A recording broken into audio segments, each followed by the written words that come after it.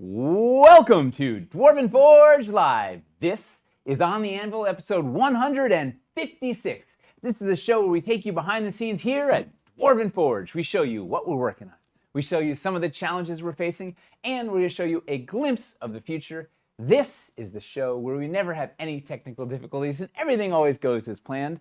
This is the show where we want to interact with you, hear your thoughts, your ideas, and your gentle but friendly jokes at our expense.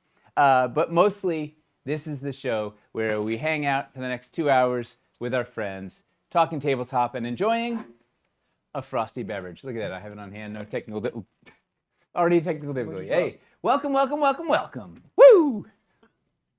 What's going on, Chris? You know, we're streaming. This is a fact. You've got the... Is that the same build you were working on last week? I think it is. Yes. Yeah. We're going to go round 2, the quickening. Yeah. We're just going to do a similar thing to last week, just kind of like a more laid-back Q&A session as he builds for Adepticon. He's got to finalize that build because we got to... Pack it. Go. We got to pack it, I think, Mondays when everything starts getting packed. Don't rub it in. Yeah. I figured it out. That's that.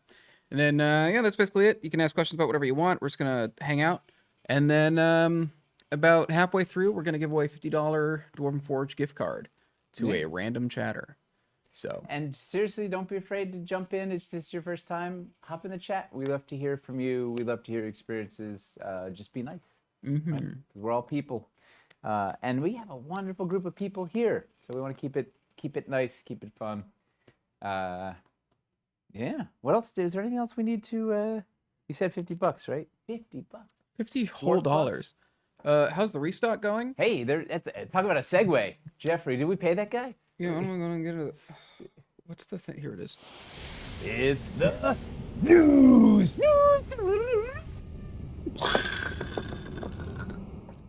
Yeah. Hey, Chris. Yeah, what's up? What's in the news? Hey, we had a restock yesterday. It's still up there.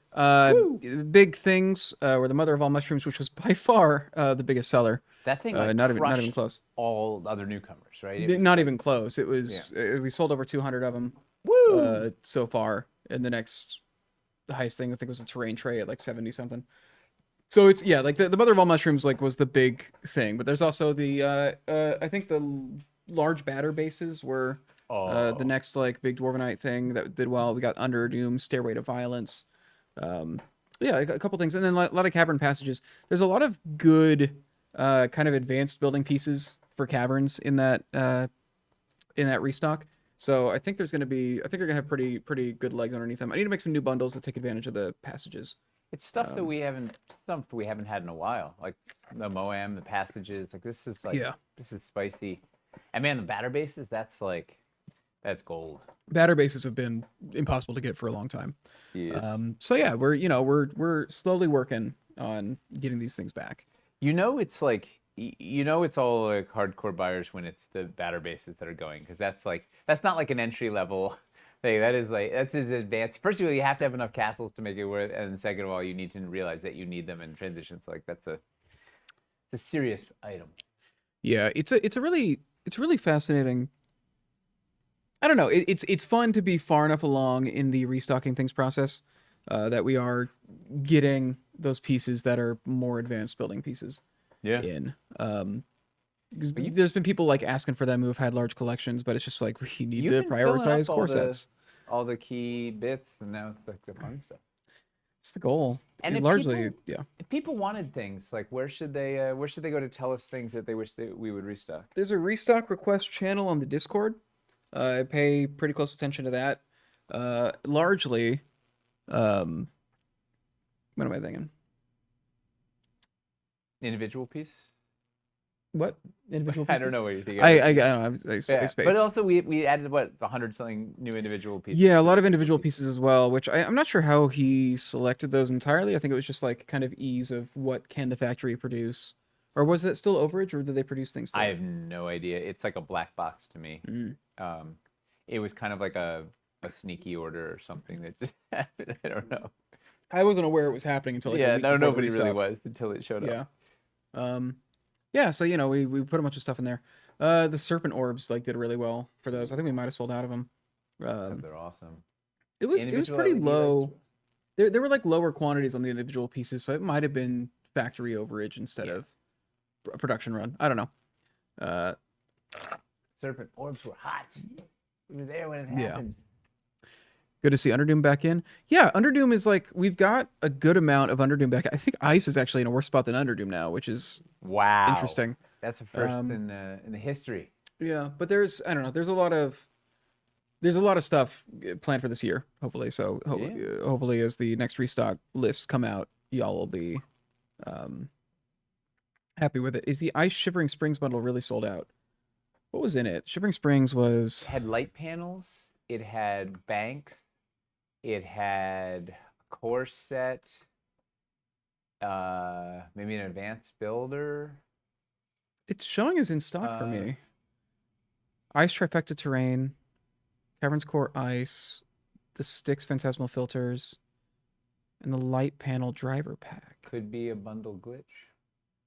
Maybe. Yeah, the Trifecta Terrain we haven't. We need to get a new image for the Trifecta Terrain. At least for the Ice. Yeah. Yeah, I don't know why this show is sold out for you. It had old ice caverns. It should just be a Caverns Core Ice. I don't know. It should be there. I don't know. Luckily, I'm not sure why. Everybody reports these issues to us, so we can. We had a number of things brought up that were an issue, which is cool. We got to fix a couple things that were weird with the listing. Somebody caught that the illuminated at Hell's Door bundle was missing a light panel. Woof. It gave you 3 instead of 4 and all that thing. So yeah, that's amazing. Okay. The power of the crowd.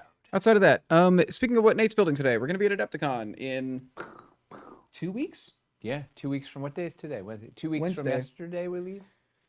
Yeah, I think the first actual day of the convention is Friday. Is it a Thursday through Sunday con? Yes. Or is it a Friday through Sunday con? I think it opens Thursday.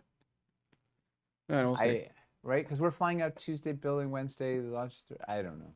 Wednesday to Sunday, right? But the show floor, the exhibit hall. The exhibit hall is until at least on Thursday, Wednesday. not... I think it's Thursday through Sunday. Yeah, doesn't matter. You should hit GaryCon first. No, thank you. We would not have the capacity, and we'd be too tired. Yeah. Last big thing. I don't know if you guys know, like when you show up at a convention, you just get a square of concrete. Like it's literally just a square of concrete with an outlet, and then everything has to get created out of nothing and build into whatever. It is like a scramble to put everything together, and then be ready to kiss babies and shake hands. Mm-hmm.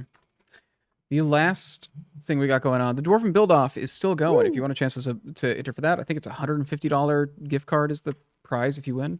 What do you have to do? Make a 12x12 build, I believe. All the rules are on the page that I just put in the chat. It's running through the 20th, so you got just over a week to submit to that. 12x12 build, primarily using our terrain. You can use some third-party stuff, but it just needs to be a majority of like our stuff, terrain-wise. Yeah. So yeah, go ahead and enter that if you want a chance to win. The last one went pretty well. It was a lot of fun. 12x12 too. It's achievable. You don't need to have a giant wardrobe of stuff. Just a war chest. That's the goal. We don't want it to be. We don't want people who have like the ability to fill like a 6x8 table to just have a huge advantage. So that's why it's down to a 12x12. So like no matter how much you have, you should be able to do something. I think that's basically it news wise. There's not a ton, I don't think. Like it's I guess Dungeons Reforged treasure chest we had to delay a bit, just some how do we forget that news? That's key. We're inches away, right? Trying to get it set up. It's very close. So like we're working with GameFound to get it all ready, and we have a weird stretch goal system that takes a lot of extra work on the back end to set up, but they actually are working on a tool that will make it easier to do, but that's not going to be done for a little bit. For the next campaign, it should be much easier to do the treasure chests, but I was just remarking to Chris that they're constantly trying to improve that site. It's really it's neat. So it should be ready by next week. The way that it's going.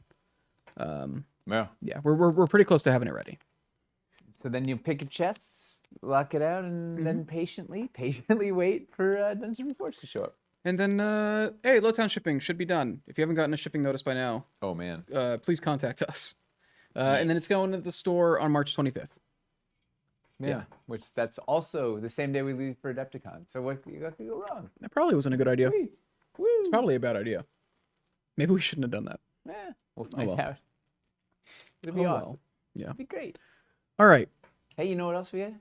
Mhm. So what we got our this is a little taste of. You got to go to the wide. So Sil put together. We have a new.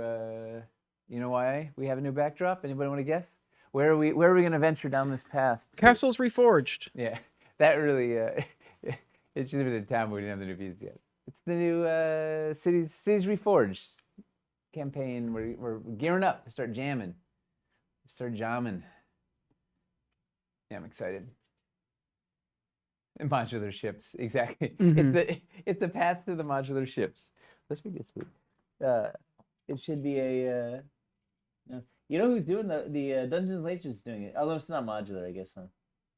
They've got a ship. Yeah, they're not doing. It looks the Dungeons and Lasers one looks pretty close to.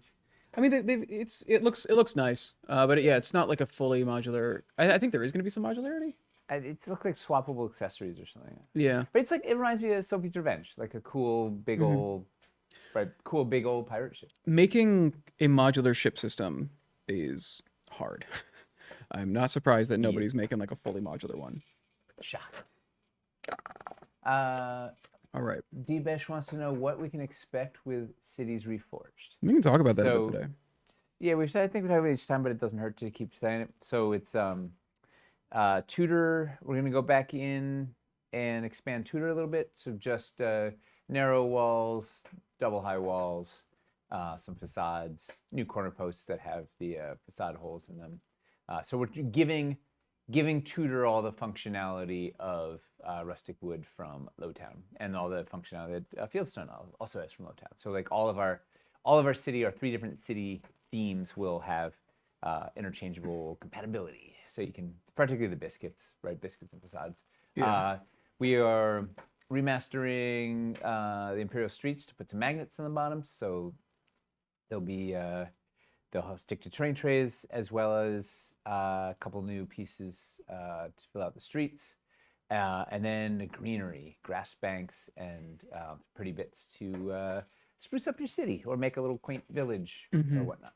And then reconfiguring all the packs, right? So all the Tudor stuff, rounding up all that, similar to like Lowtown packs. So it'll be themed wall and post packs, separate from the floor packs, narrow wall packs, narrow floor packs, double high wall packs, and the like. So, and rounding up any of the city stuff that we didn't have, like in Lowtown, rounding all that stuff up.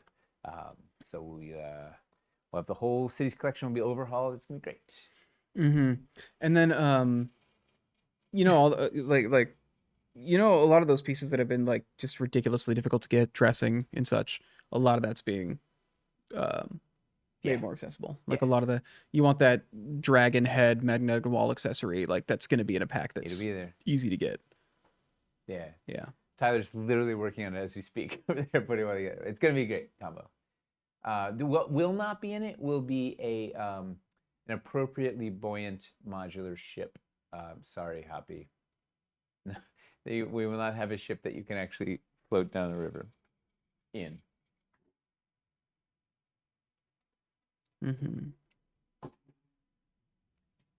But other than that, it's gonna be fun. 6 multicolored dragon heads. Oh, that would be fun, right? One of each color. Will include any sewer stuff? Not sewer stuff. Sewers we ended up magnetizing straight to store. Sneaky magnetization. Yeah.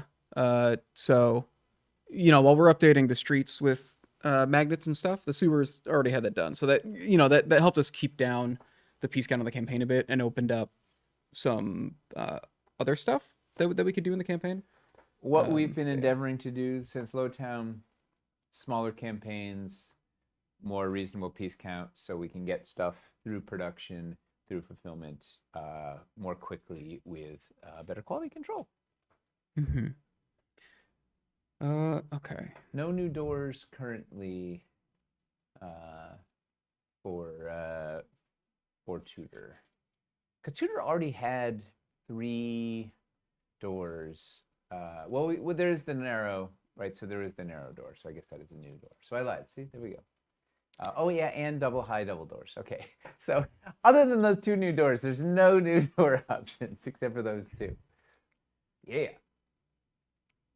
So when it comes to the paint scheme, like it's going to be using the same masters that we had with like the original campaign. Like we didn't change paint schemes on them. It's just when you've got different people kind of doing. It'll be whatever the latest Yeah. iterations are. We'll be where we are. 3 doors down. We want them to, match the stuff that we show people, basically. Spoonbender, no word on on what the new street options are yet, but we will tune in. We will. Here, we're waiting to have prototypes in hand. We'll show you, but probably after Adepticon, you get to listen. What is that sound? That's not healthy. Oh no. Computer's probably fine. Don't worry about it. Your computer's fine. It's going. Something's. It's like there was like a piece of plastic in the fan or something. That might be what it is. It might be like the tag on the fan. Oof. I don't know. Yeah. Old roofs will be untouched. They will be in there, but they will be untouched. No fence post system in there. We were thinking about the fence post, but it makes more sense in a high town thing because of for a variety of reasons. Let's see. And no ruins, no new ruins bits. And the ruins pieces are already recomposed, I think. Currently, nothing there. Yeah, there is. Good questions. These are all great. No alternate paint scheme. Synthetic. On any of the existing stuff. Yes. All right. We're looking at maybe a couple of the plants might have 2 paint schemes because they're conducive to different colors. Because we're trying to add pop to color. Let's see. Should we get to building? Yeah. Okay. Oh, NPC Trials. Have you ever considered cheaper material elevation pack if the light panel risers? Yeah, we poked at it a couple of times, but everything that was kind of hefty enough to do what we wanted to do ended up being almost as expensive. Like those foam core risers were surprisingly expensive. Yeah. So, but yeah, if you got a good idea on some other cheap elevation ideas to bulk stuff up, let us know. I'm super fond of Stilton terrain trays. I use quite a bit. I think that works pretty well.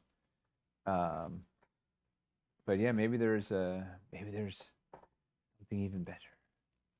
Also, biscuits are now kind of letting us do some elevation stuff, like unsupported elevation.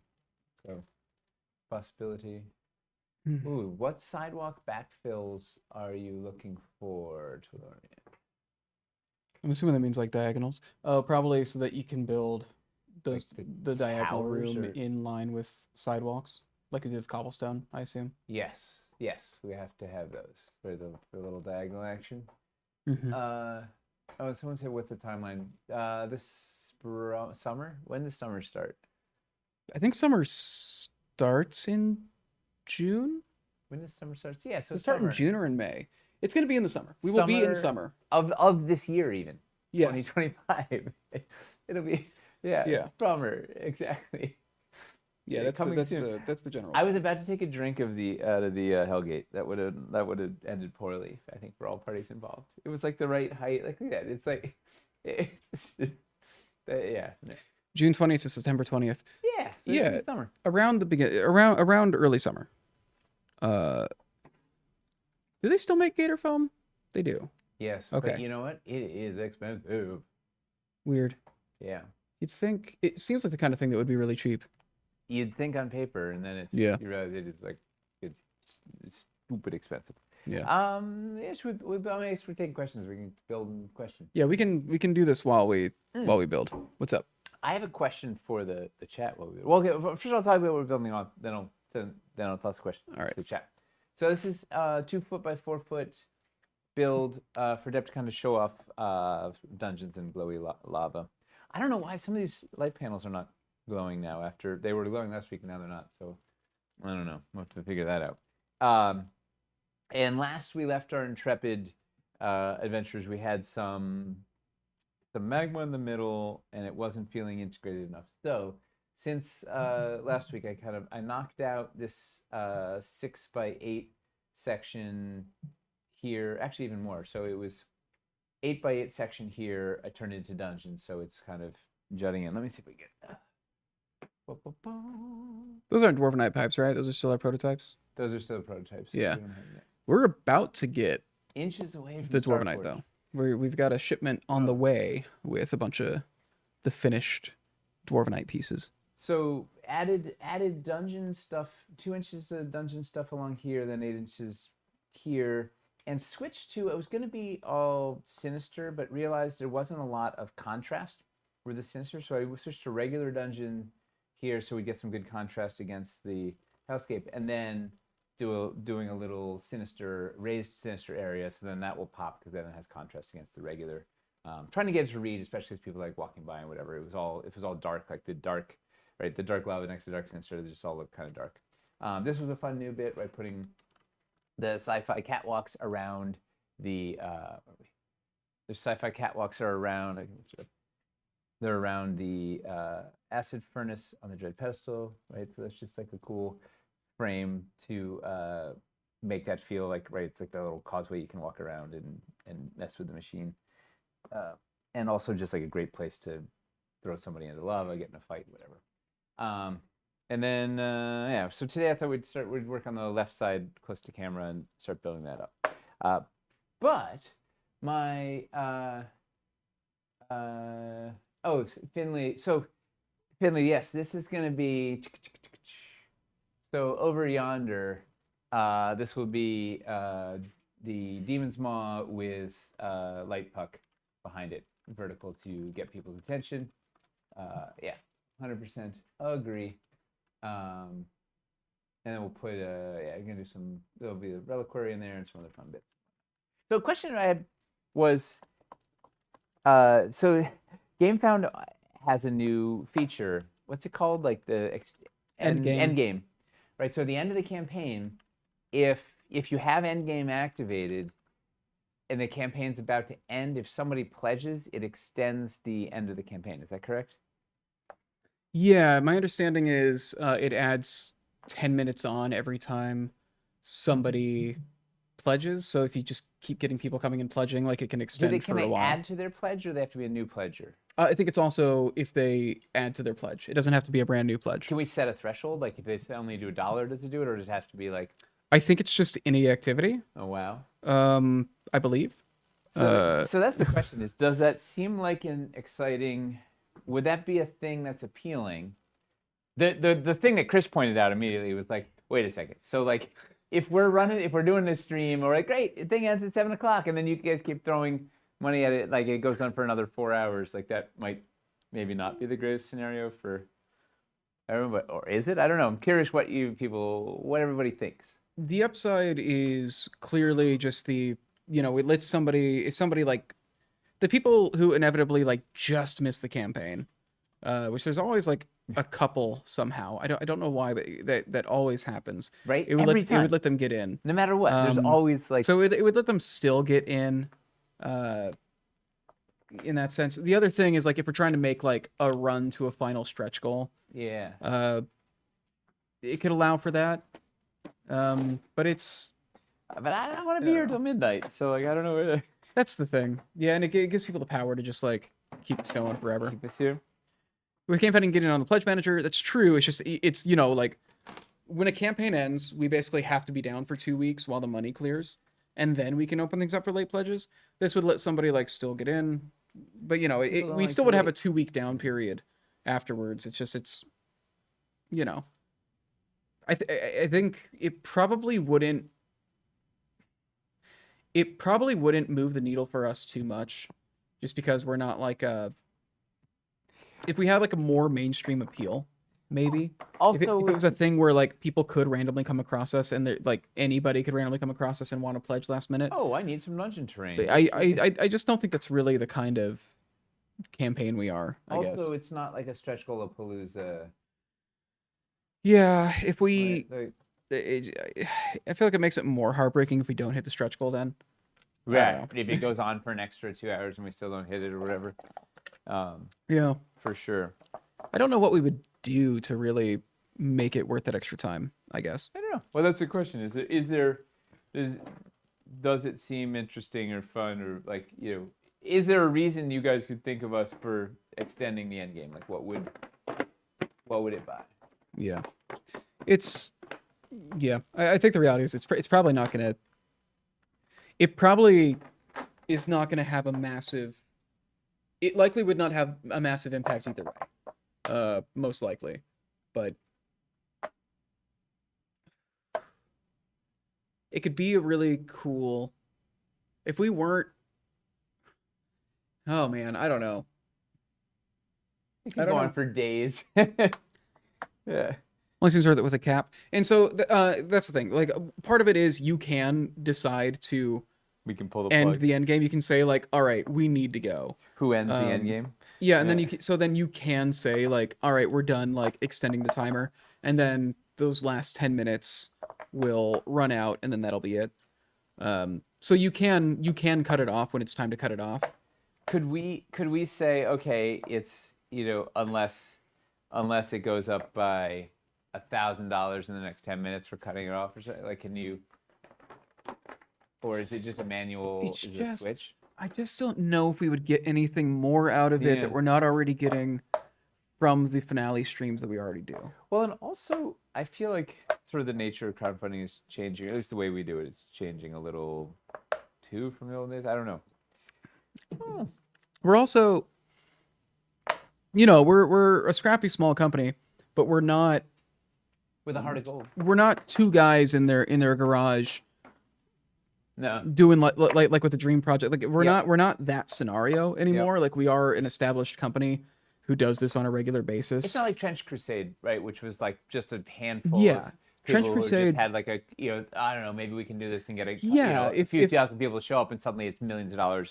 If Trench Crusade had this and it was like this is a thing that's blowing up beyond what anybody expected and it's cool to see how far this thing can go. I feel like that fun, that kind of situation makes a ton of sense to me. Yep. For Endgame, I don't know.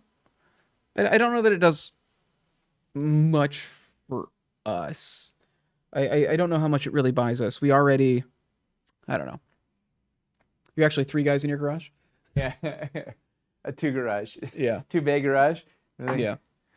You could do if we last 1 hour extra and earn X, then we do a thing. But again, not sure what you could guarantee to offer in such a short amount of time. Yeah.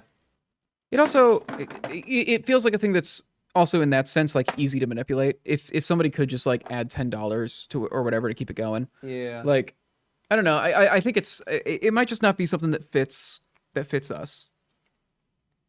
Also, we could just like, if we didn't have to be live, we could also just try it or something and see. I don't know. Yeah. There's like, see if it does anything. I'm curious to see, because campaigns are starting to use it now.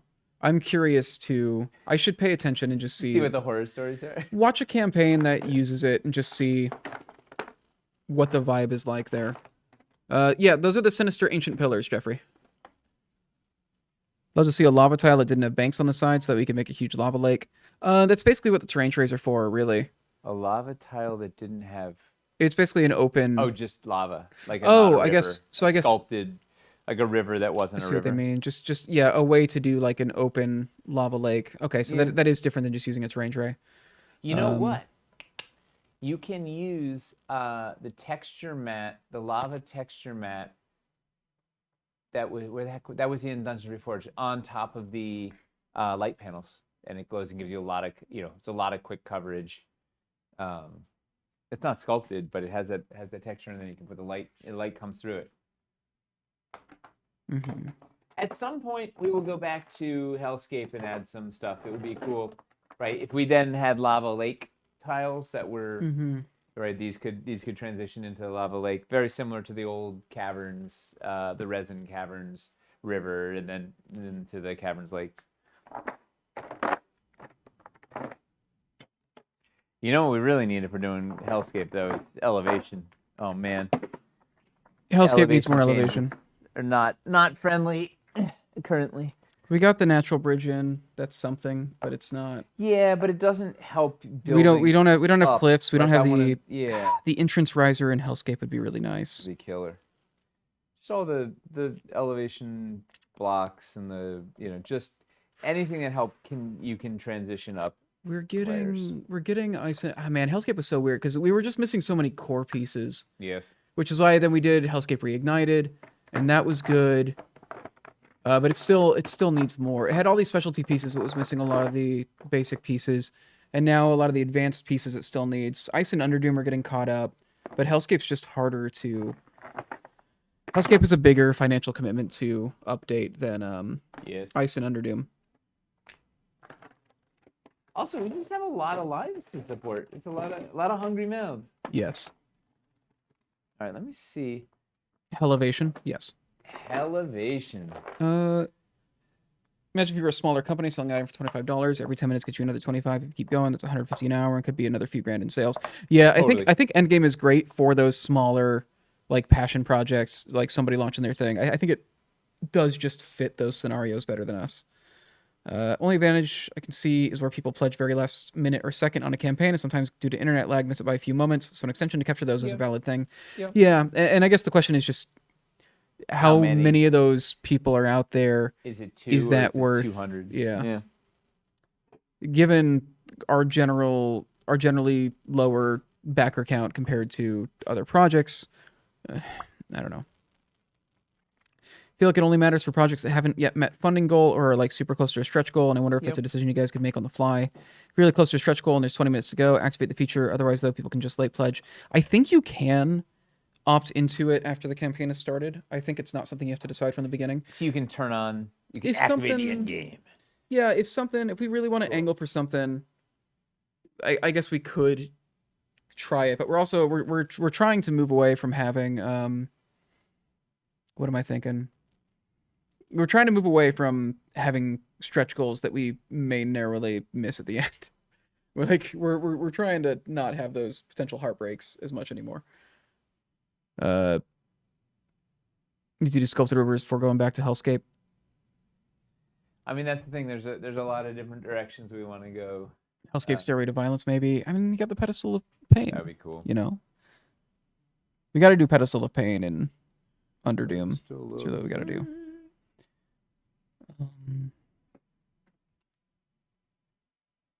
Hellscape Cliffs and Crags would be awesome. Yeah. Yes, there's still plenty of the Hellscape pieces that would be fantastic. A puzzle floor in the bottom right-hand room you're building to show puzzles in the game might be good. Did I say that again? Doing puzzle floors in the bottom right-hand room. That's not it's not a bad idea. I don't love the potential delay in production time. So it wouldn't affect production time at all because, it wouldn't extend the campaign by weeks or months. It would extend it by like a couple hours. Hours. It wouldn't affect our production at all to do endgame. Could make for a fun final stream, like when we hit 4 million on Wildlands, get that kind of buzz moment. But like we got that by having our hard ending time, so everybody was kind of going off that. Could you imagine extending it for days on end? That would be rough. We would have to have such a steady stream of backers around the world, basically, to hit all the time zones. It would not make sense for like our sort of project. Is there a cost difference for Dwarven Forge using the normal material as opposed to the yellow see-through material and creating pieces? Yes. Yeah, so the translucent stuff is more expensive, particularly when it comes to painting, because it adds painting steps. It makes the painting harder. They have to mask all the opaque stuff first. It's a whole thing. Yeah, translucent pieces are just more expensive. Also, another factor, when they have to change casting colors, big deal. That takes up time, and so that actually adds to the cost as well. Pedestal of Pain's out of stock. Oh, we got to fix that. That's why we try to order a lot of Hellscape together, basically, because if we do like one Hellscape set in an order that is mostly just cast in Dungeon Gray, it's like, okay, so you had to stop and change over your your casting color and everything. You had to change all that stuff over for one set, you know. So we try to make it. I mean, it's like a worth it. big deal. Like Yes. it's like a day to switch over the colors. They have to clean all the pipes and clean all the stuff. It's like it's a rigmarole. Mm-hmm. Hope to live long enough to see the day Dwarven Forge matures from guys in a garage to full-fledged business with no need for crowdfunding. I don't know if we'll ever fully drop crowdfunding, just because when we're trying to launch a new product, or at least a sizable new product, crowdfunding is just so helpful. We don't have the working capital to do all the molds, like to do a robust, right? To do 80 new pieces, to do 100 new pieces, like it just wouldn't be feasible unless we didn't restock anything. Like we're just put all the money into that, and then, it's tough because it takes a long time. Like it ties up that money for a long period of time. We don't have some ginormous corporate war chest. Yeah, we're still at a point where the campaigns are kind of helping to support the store restocks. Like we're not quite at the point yet where it's the other way around and we can rely on just the web store. We're trying to build up to that point, and the web store is doing a lot more work than it used to.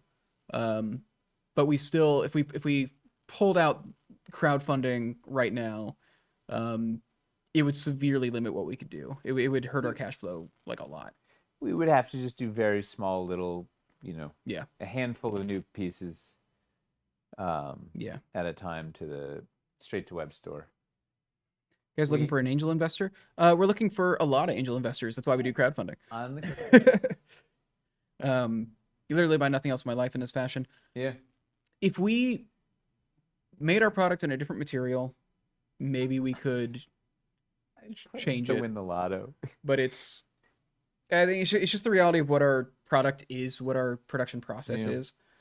In the olden days with resin, it was a whole different animal because there was basically no overhead for those molds, right? It's like silicone molds. It was like a whole different thing. This is doing it in Dwarvenite requires a lot of upfront cash. Yeah, with resin, a bulk of the cost was just in the actual production run. So if you sold all the stuff, it's like, cool, you paid it off. But with these molds, some of these molds, even if we do the MOQ for a thing, and even if we sell like all 500 sets of the initial production run of something, we still might not have actually made our money back because of the mold. So like we need to like sell enough of that thing going into the future. Well, particularly because we do some short runs. Some of these things are not a high high demand item, so it's just a very short casting run. So the cost of that mold is definitely not hit. Yeah. Puzzle floor up front's a really good idea. What else do we have in dungeons that pops? Oh, I got a constructs there. Celestial investors. Just don't sacrifice quality. Currently, it's awesome. That's the main thing. I mean, that's what we're banking on, right? Like as much as we would love to lower our prices, the prices are what they are because our production process is more expensive. It costs us a lot more to make this stuff than most of our competitors. But it's what makes our product what it is. So, we've managed to keep going for this long, doing this. So I think we're walking the line well enough. But yeah. Also, it just lets us it kind of lets us proceed at our own pace and on our own terms, and I don't know. It's just really, it's a pretty magical thing we have going here. Mm-hmm. It's pretty neat. Devesh was asking if we were going to do tutor, like City Builder Basics and tutor for Cities Reforged. The answer is no. It would be at some point. The 2x2 city stuff, wall, floor, corner. They're pretty neat. We did not do that, but it's not nuts at some point. Does the factory require a minimum spend per piece or per campaign from creators before they're prepared to start? Is it like a certain amount up front and then Jay pays the rest on delivery, or like what? It's a mix, but like we've had such a long standing. I mean, Jay has a relationship with them going back like 30 years, so like 35 years, whatever. So like he knew them before he was doing Dwarven Forge. Yeah, that was how it happened. It's why the company was able to get started. Was he had that connection, so he's like, okay, we could produce it this way. He had a good relationship with them, so they were willing to try this kind of crazy small batch thing. And yeah, they wouldn't have if he was just some schmo off the street. It probably would never have happened. But he had a long-standing relationship with them, so that it paved the way. Yeah. These are all good thoughts, good questions. Oh, do people like the dungeon, the city builder basics? That was my question. Like, do they like those 2x2s? I've seen a lot of people. I've seen on the Discord and on Facebook as well. I've seen a number of people express that they like weren't too hype about them during the campaign, but now that they have them, they're like, oh, it's actually like this stuff's really nice. You know who loves them? My kids. Yeah. They've been building with them. Yeah, it's just like just fun, fast, easy. Like just slam stuff down. You don't have to worry about pegs. You know, whatever. It's just like their complaint is there's not enough different pieces. I think Colt was the first time I balked at the price of individual pieces, like the straight roof pieces, but it didn't stop me from my normal buying patterns. Colt was rough. It was the first time we were dealing with kind of the post-pandemic price increases. It was also some of the most complicated just the most complicated molds we had done. The engineering was, and like more pieces than ever had to be in their own mold, and those molds were more complicated than they'd ever been. And then on top of that, just cities. I mean, when we did the original Cities and Castles campaigns, it was also like, wow, these prices are a huge jump up from before, just because of the nature of what designing a system like that is like compared to the way that Dungeons and Caverns builds. Yeah. So all that stuff kind of just conspired to make it. It's a pretty big price jump, but hopefully, it's worth it. It's part of why there'll never be a KS1 again.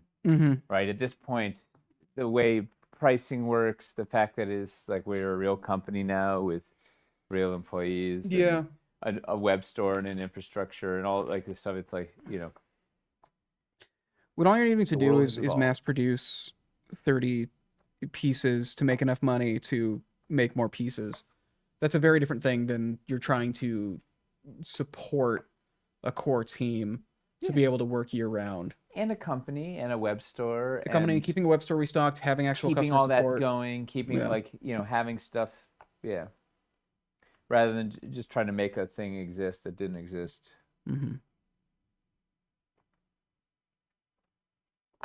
Like wood dungeons. Yeah, that's basically what they are. Straight up. They should have just been called Wood Dungeon. Yeah. Speaking of price increases, any word on when those are coming to the web store? Hope it'll be after Colt drops in a few weeks. It'll be after Colt for sure. Yeah, it's after Colt. We don't know exactly when.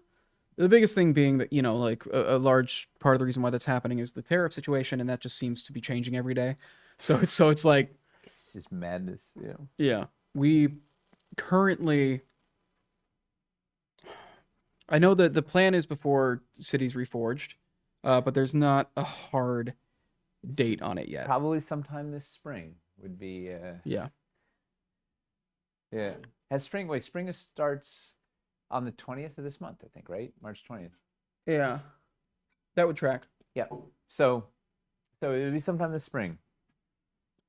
Yeah. So we're kind of just wanting to get through Lowtown, and then we will worry about how to roll that out. How all this, how the rest of the web store is blown up. Yeah. Good question. But you know what? We'll tell you guys all about it on here. Gandalfin, KS1 was the first time Dwarvenite was used. Yeah, before then it was Red. Yeah, the Kickstarters were, and like part of the reason was, they had to make molds for it. They needed more upfront cost.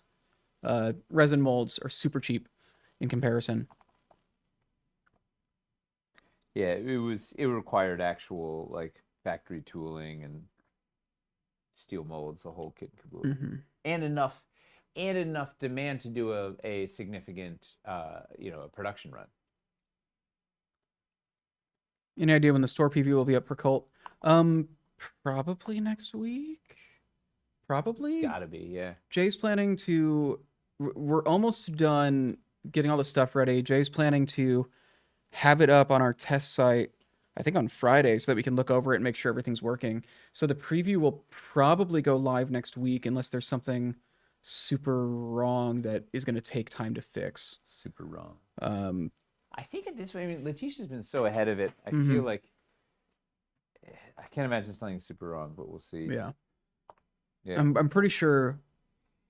I think, did we Yeah. tell people also, like, it's, there will basically be no landmarks and districts, like maybe a handful of a couple, but minimal. So, update on that. We can do the Oh, we've got some bundles. we can do the bundling Amazing. the way that we want to. So I was talking to Letitia about it, and she's like, "Yeah, we can, as long as the component sets are ready, we can basically put any of them in."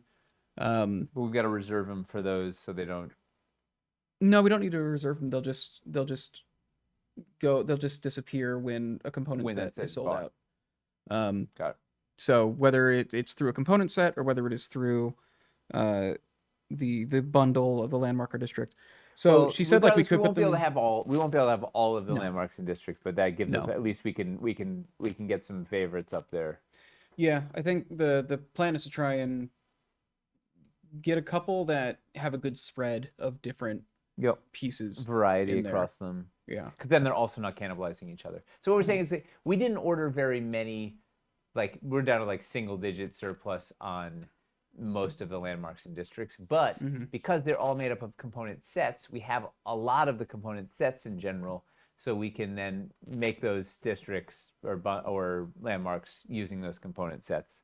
So we can up the quantity of some of those, but we won't have all of them by a long stretch, right? We don't have enough component sets to get all of them stuff, but we'll get some favorites. Mojo Hamster has been subscribed for 60 months. Whoa! Congratulations, cool, long time right? watcher. Where'd that name come from? What brought you to Dwarven Forge? What campaign did you join on? I love that you just kicked the door down with "To war." Yeah, how much for stuff do you have? Are you from the resin days? You subscribed? Mm-hmm. What kind of gaming do you do? Do you little stroke of luck? Let's see. Hey, hamster, my parents watched one of your hobby hangs because they got the notice that like Dwarven Forge is live, and like, oh cool, we'll watch Nate and see what's going on, and they said, oh wait, we tried to tune into your stream, but it was just hamster watching paint dry, and that was very exciting. So it did that. I'm like, but they're like, yeah, he's literally watching paint dry. I'm like, yeah, that's like the whole thing. They're like, but people just like watch paint dry. I'm like, yeah, it's a whole fun thing. You're painting and other people are painting, and it's a communal thing. It's like, huh. Mm-hmm. Well, that's how delightful. People watch paint dry. Somebody asked if we knew what the price increase would be, if it's going to be a flat percentage. It's not a flat percentage. It varies based on what the actual production costs will end up being for each piece. In general, it's hovering around the 10 to 15% for most things. Some things are under that, some things are over it. Just, again, depending on what the actual production costs ended up being. A bunch of factors. Yeah.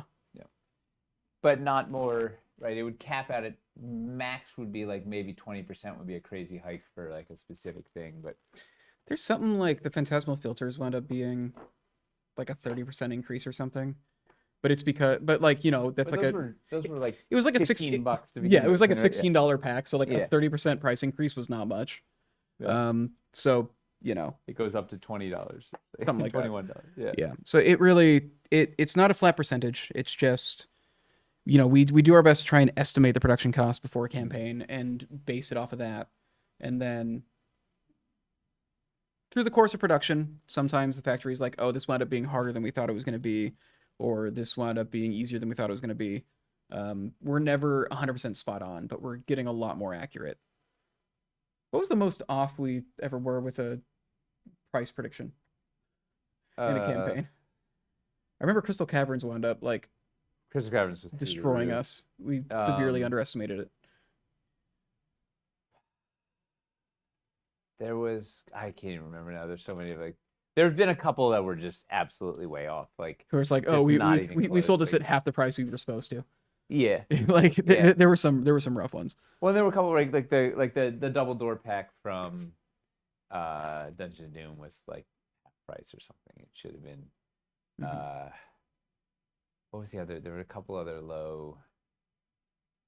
crazy low ball. Oh, Are the costs on the Kickstarter just estimates of how much the pieces are going to end up costing? Yeah, they've yeah. become much more educated guesses in the last couple campaigns. Tyler has a pretty good grasp on it, but it's still never like he can often get within a couple of cents, but sometimes it would be off by a bunch. Like there's just factors or whatever they didn't realize this because of this undercut. The thing Mhm. now becomes a 4-part sliding mold, and there's just like a variety of factors that are Yeah. impossible to completely We predict. try to communicate with the factory to get as far ahead of it as possible. But sometimes it's not until they actually get the master that they're like, oh, we didn't realize this thing was gonna, Yep. be more difficult. This isn't pulling out of the mold correctly.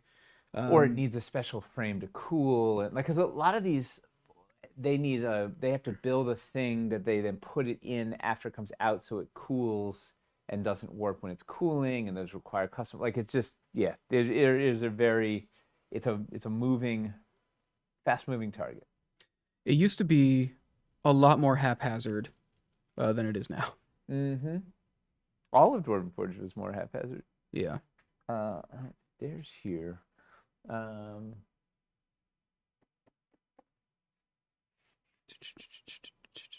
wow, and he has to start there were 6 people in the office. And then like Drew and Eli would come in for a couple of days or for a week, I don't think I've ever whatever. seen Drew. I don't think he's ever been here since I started. Yeah, he doesn't like leaving his sculpt cave. Like he has a lot of specific things he wants in a specific ways, and it's just sort of like he he's like I just want to work from home. I don't want to I don't want to come out there. Jeffrey, yeah, I think Hellscape is my favorite version of the natural bridge. I think that's when it looks. I think that's the one that like looks the best to me. The lava cracks through it are just really striking. It is really Um, cool. yeah, I love the natural bridge in Hellscape. How many employees does Dwarven Forge have now? I think around 15. Oh, I think we're at 19, aren't we? Are we at 19? Something like that. Um, We're dangerously close to 20. Where do I know this from? I gotta do. Hang on, I gotta think about this.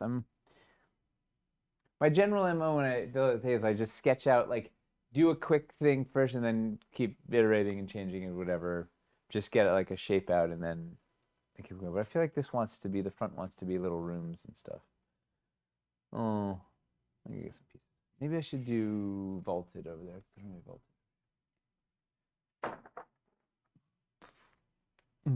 I'm at 16 right now. I'm not sure whether like do we count is Luke like an employee or is he Yeah, contractor? Luke's okay. yeah, I think he's employee. So the same I thing with believe Aaron, uh, double A Aaron. Aaron T. Yeah. Yes, I think so. Okay. I would count him like anybody that's been working Anybody that's at been least a here for more year. than a couple Yeah, months. Okay. I mean, we could technically count E, even though they're new. Like it's And then would we count Paul? no, because he's like 6 hours a week or something. I don't know if that. Okay. That puts us at 18 by my count. Yeah, Chris P and Carrie. Yeah, that's it. Yeah, I counted all the customer Yeah. support. Counted customer support, counted web. Got all Everybody, I got everybody that sculpting- comes into office at all. sculpting. Eli, Michelle, Yeah, I got the sculpting team. I got Chuck. that's basically what I did is I went through like Yeah, you got sculpt, Letitia, paint. Janet, Katie. Yeah. You got Katie. Oh, Katie, 19. So at 19, that was a pretty good guess. I counted Jay. Yeah, I think somewhere around there. Yeah. Let's see. Yeah, that's pretty respectable. Let's say, Talking price increases for all store things or just Colt? Oh, just Colt. Sorry. Yeah, no. Just Colt. We don't know. I don't know how much I can say about like the general store price increase. It should be less than the low town campaign to store price increases. But everything's gonna go up a little bit. Yeah, everything's gonna go up a little bit, but we're trying to keep it as low as possible. Like if it's I think the number that they're on right now is 20% tariffs like coming from China or whatever. Jay does not want to do just like he does not want to increase everything by 20% to like offset that. It's gonna be last he was talking about it was considerably less than that. But there will be a raise. There has to be at least some kind of raise just so we don't start. Well, we're not going to be the only ones that have to raise our prices too. Yeah. It's happening across, But we're trying to keep it as small as possible. It's just you're kind of getting hands forced a little bit. Yeah. Yeah. That's one way of putting it. And then if only you had a crowdfunding page with a meet the team section. Fair. I don't know, but that's also got people like like we wouldn't call like Lisa Sells an employee. No. Or Drew like they will sculpt things they'll for us. do someone one or two sculpts or something. They'll Yeah, they'll do a few weeks of work over the course of a year for us or something. Like, yeah, we've got a stable of people that will do work on contract. Oh yeah. Yeah. We've got some terrain tray artists like Tim Tulin and Lucy and stuff who will do a few pieces of art for us over the course of the year or something, but they're definitely not employees. They're not working every week for us. I think that's sort of the threshold. It's like someone who basically is here full time, whether it's a 1099 or salary or whatever, like, if they're doing nonstop work for us. When did you guys join Dwarven Forge? I started around Hellscape.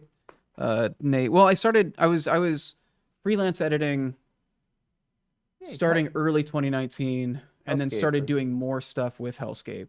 Yeah. And then like really came on around the end of 2019, beginning of 2020. KS2, I designed the water tiles.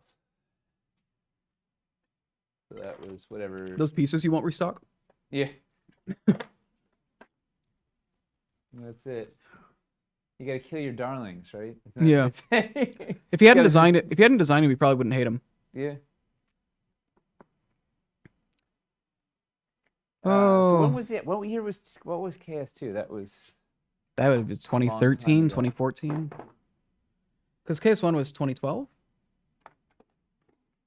2011, 2011, 2012? I don't know. Chuck started just before Dungeon of Doom.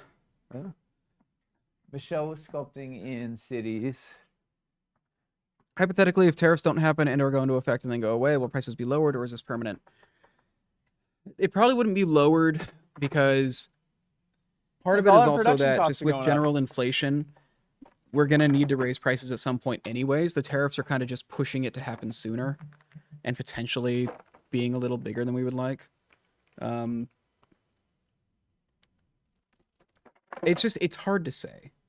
Like that's really the thing. It's hard to say because this whole thing is changing day to day, and it's like, yeah, it's a tough thing that we just wish wasn't happening. We didn't want to be thinking about this right now. We've got enough other things going on,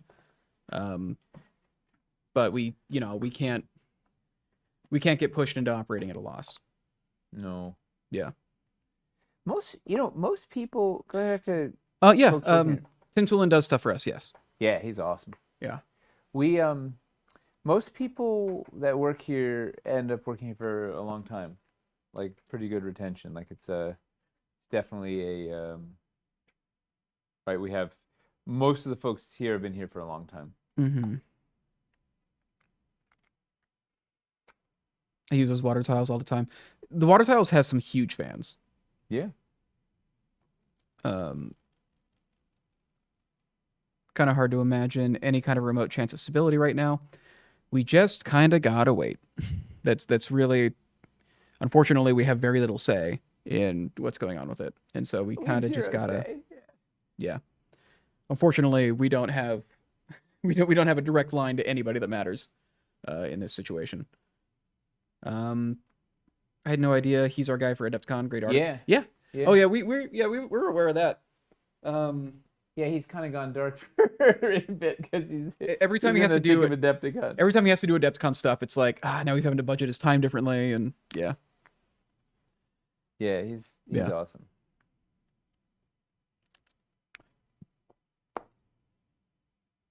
Could all go away once someone explains how it works. Maybe any number of things could happen that would drastically change the situation, but we just gotta wait. Nope. Either way, it's not gonna happen. It's not gonna happen until sometime after Lowtown drops and before Cities Reforged is the current thing. And so whatever happens over the next couple weeks, I don't know. We just got to see what happens. Yeah, we'll keep you posted. Not, I don't know what I'm doing here. I gotta. It's weird also building backwards. Like I'm building looking out rather than looking in.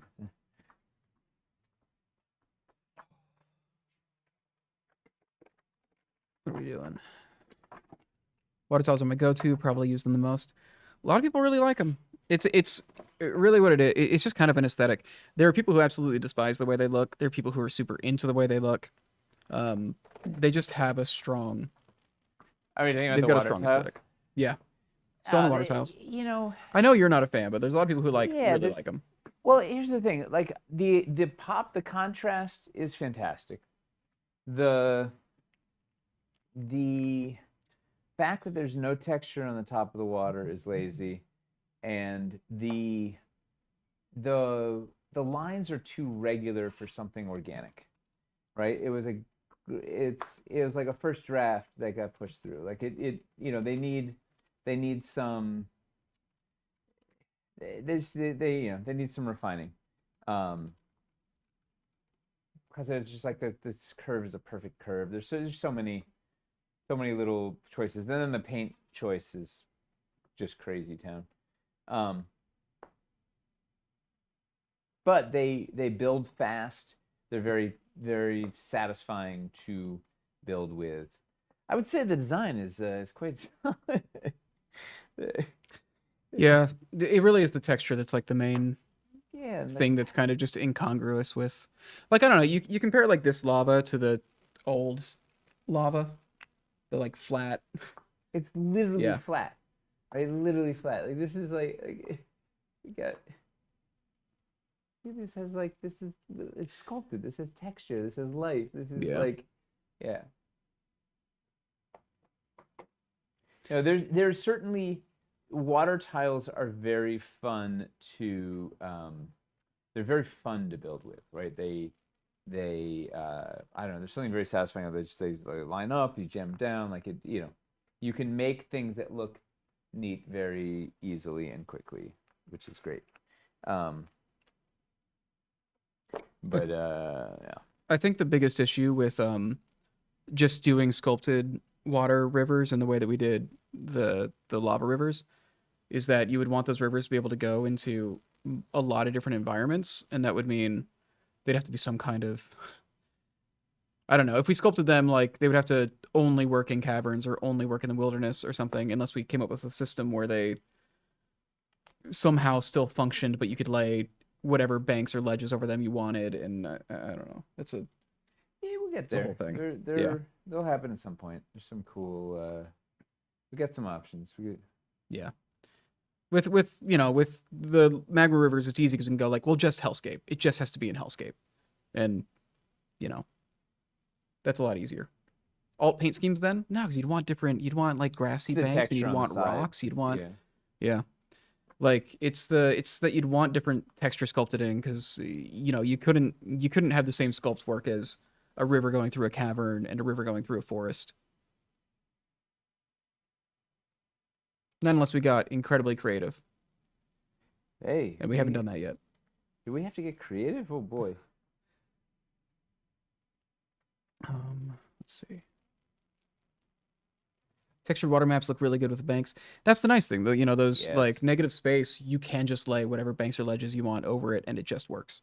Well, that was the big sell on negative space is that you can put anything underneath it, right? You can use those banks for any combo, right? You can From acid to lava to water to mud to dirt to whatever, all works with the same banks. Really, you get a lot of modularity, a lot of bang for your buck. Trifecta water pieces would be amazing. Yeah, but the issue is like to match, you would need pieces that then go with them for every environment you want it in. Well, you different do it one at profiles. A time. Yeah. Different profiles, like 2x2s and 3x3s, and I don't know. It's all messy. It's just hard, really. KS2 Just debuted give us 11 enough time. KS2 debuted 11 years ago to the day on March 12th, 2014, apparently. Today, March 12th? Today's March 12th. What? Yeah, 2 days ago was Mario Day. That's true. Yeah. Mario.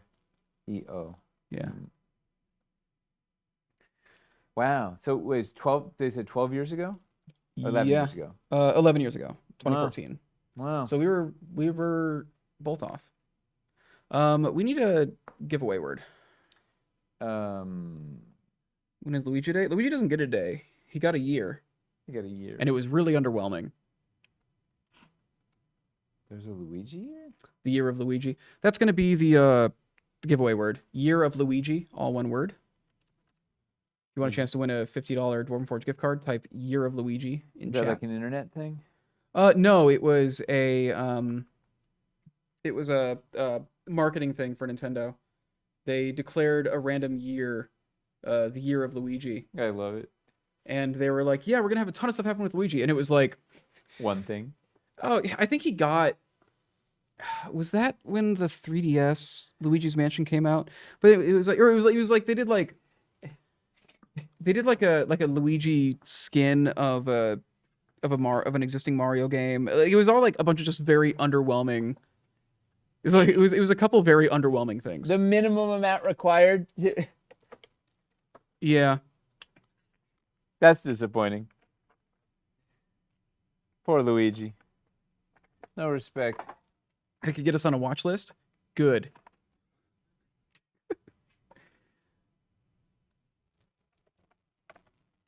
Luigi board is a pretty good. Luigi board is a pretty good gag. Luigi board. Big fan of that. That's funny. Or you could just do Ouija board. WEEGE. I need to look up.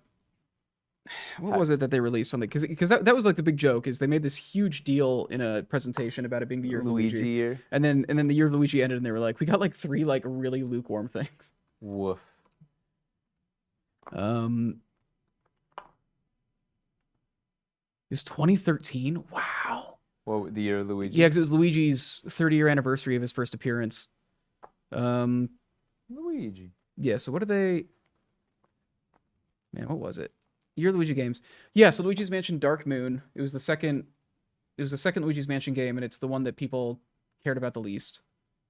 New Super Luigi U, right? What? Which was a shorter but harder version of New Super Mario Bros. U. Mario and Luigi Dream Team came out, which was also like one of the worst Mario and Luigi games. And then Dr. Luigi, which was just a reskin of Dr. Mario. Luigi? Yeah. Dr. Mario? Yeah, it was a reskin of Dr. Mario. Oh, that was like a Tetris game, right? It was very good. Yeah, it was a match 3 style game. It's genuinely pretty good. I like Dr. Mario a lot. I only like one doctor. Dr. Mario. Luigi's Mansion is the only thing I enjoyed that was a Luigi game. There haven't been a lot of other Luigi games. I do like Luigi's Mansion. All the games are pretty good. I do think 2 is the weakest one. So what you're saying is we have to wait for the decade of Luigi? That's when it's really gonna... I don't know what the decade of Luigi would be. I don't know. There, we need it. Chris explaining video game history to an incredulous Nate is one of my favorite OTA pastimes.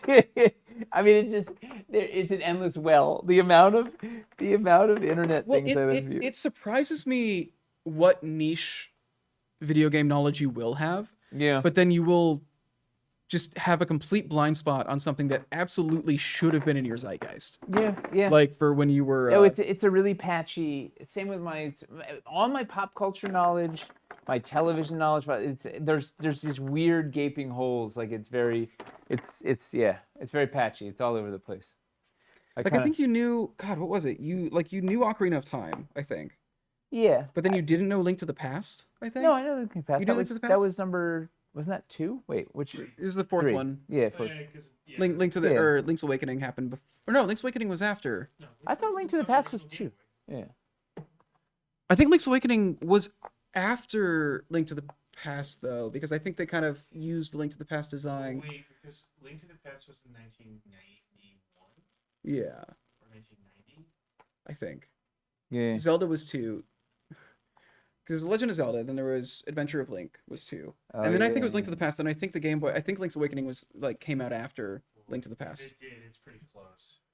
They were close together, yeah. Either way, they were. But I thought Link's Awakening was before Link to the Past because I'm sure Wikipedia would tell us. that's what he's doing. It's just Yeah. I was pretty certain. Tyler laying down the law. I have no idea what Chris is talking about regarding pop culture half the time. I think I got old. I'm talking about stuff that happened in the 90s. Yeah. Like, I gotta, like, Yeah, this is 30-year-old. a lot of these games came out before I was born. Yeah. That's so, amazing. So I, you know. It's amazing. You know more about games that came out before you were born than I do, and I was around when they were there. Something you were. That's wild. I had older brothers was the thing. That was why I knew most of this. And a lot of them. Yeah. Where is. You just trying to look for. I'm just looking for. Okay, here it is. Link's Awakening was 2 years after A Link to the Past. Gosh, that's so Wild. Because it was on the original Game Boy. Like I just thought I just would have. There were 7 years between Link to the Past and Ocarina of Time. That's really wild to think about. Because they were doing so many things on the Super Nintendo, and then they were also trying to get their disc-based system to work. And they Right. did 64. Oh, right. So it's like there's years of development there where they're just like trying to do something. So what if we didn't get Ocarina? We never got a. We got it because of all of the other crap that was happening within the company. We never got a Zelda game with the Virtual Boy. You know, they were launch games, right? Which ones? Ocarina wasn't. The Nintendo 64 only launched with 2 games. It launched with Mario 64 and Pilot Wings. It launched with 2 games. Pilot Wings is underrated, but it's still not great.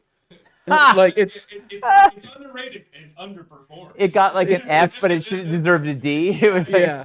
Yeah, it's like look. Oh man. Year of Luigi? No, we haven't rolled it yet. I'm gonna Oh roll. yeah, let's do Luigi. I'm gonna roll Year of Luigi in away, like Luigi. 30 seconds. If you haven't typed Year of Luigi yet, that's the word to get the. Well, because we were talking about Keep going. Mario. No excuse. They only got 20 seconds. There's no excuse. You only got 20 seconds. If you haven't entered yet, you want to win a $50 Dwarven Forge gift card. Wave Runner was sick. Wave Runner was pretty good. Was that the Also, jet the ski? Super Nintendo only launched with Super Mario. Yeah. Mario. That's the funny thing. When people said that what console was it that people said? Did they say it was the Wii or the Wii U? They were like, this was a terrible launch because it only had like 13 games or something, or 7 games, and it was like 7 games. That's a lot. That's so much more than. Yeah. that's so much more. Yeah, like the 64 launched with 2 games. The Super Nintendo, like it. I don't know. Well, it wasn't the GameCube. Genesis They don't had say anything. had Altered Beast and Sonic the Hedgehog. I think where Yeah. it's like Yeah. Altered Beast was pretty sick. I mean, I got the Sonic Origins thing, and it's so fun.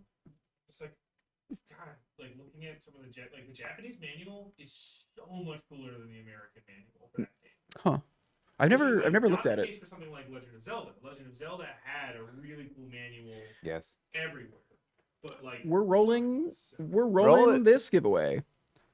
Give it away. Keen Mantle, congratulations. Nice. What do we win? Gonna message you real quick. Also, Wayne gets Austin, free. I saw your message. I'm gonna make sure all the stuff goes out. When I get home tonight.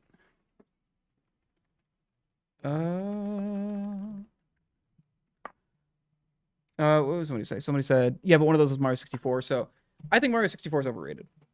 It's good. It's good. It was great for the time. It was hugely influential for the time. I think it's hard to go back and play. Yeah. I think it's got some levels that are incredible and iconic, but then like half the game is actually pretty rough. Yeah.